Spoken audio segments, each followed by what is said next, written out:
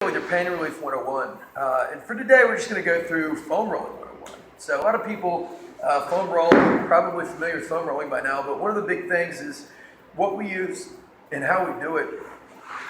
And so one thing to consider is the density of the foam roller. Okay, so with this roller, if you look at it, you can kind of see that there's some pliability to it. Like I can push into it to deform somewhat, so it's softer.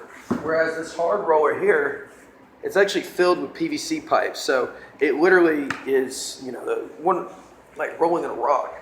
So one of the big things is initially when you're trying to foam roll out an area that's painful or it's just sore, you want to use the lightest pressure possible.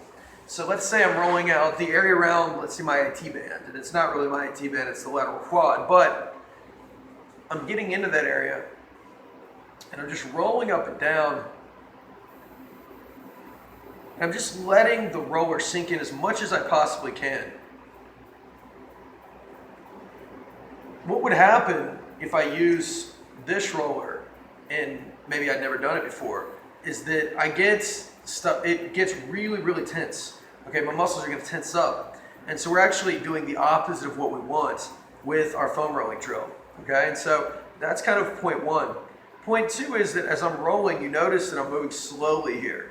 Okay, I'm not moving quickly at all. I'm just moving nice, slow and controlled motion. The faster I move, the less effective this is gonna be. And I'm just thinking about letting it sink in, relaxing as much as I can, and what I can do is just hold over the area, just kind of let myself relax into the roller, breathe in and out, let the roller sink in. So when you do find a spot of tension, you just kind of get in there, rock the involved extremity like my heel and my butt, kind of get a little motion in those tissues. And you'll feel a lot of relief just kind of there in particular. And really this applies to any area,